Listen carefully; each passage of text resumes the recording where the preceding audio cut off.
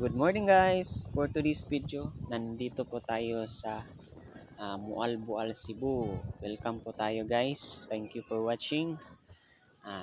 Ito po yung isa sa pinakamagandang lugar na makikita ninyo mga idol. Marami po kasing mga turista na dumalo dito dahil sa sobrang ganda at linaw ng tubig dagat na makikita nyo mga idol. Ito pala yung bangka. Pupunta po kasi yan sa tinatawag nila na Pescador Island.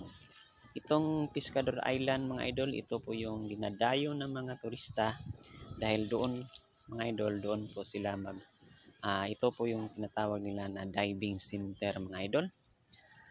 Magda-dive po kasi sila doon at saka sobrang lalim po talaga ng dagat doon.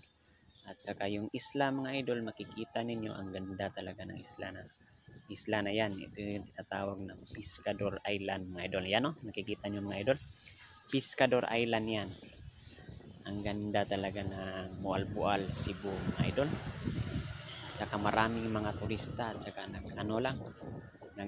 bathing shoot at saka yung panty at nagbra mga idol. At saka ang linaw talaga ng tubig dagat. Dahil sa ganda ng lugar mga idol, marami po talaga mga turista na dumalaw dito. Nakikita nyo mga idol. Yan. Saka marami din mga isda na magbili nyo mga idol. Dahil may mga bangka na mga nagpi-fishing po mga idol. Yan. Yan ang ganda talaga ng lugar mga idol. Ito pala yung yung tinatawag nila na isla mga idol. Ang tawag po talaga dito ay Pescador Island mga idol. Hanggang dito lang ang video natin mga idol. Don't forget to follow, like, and share.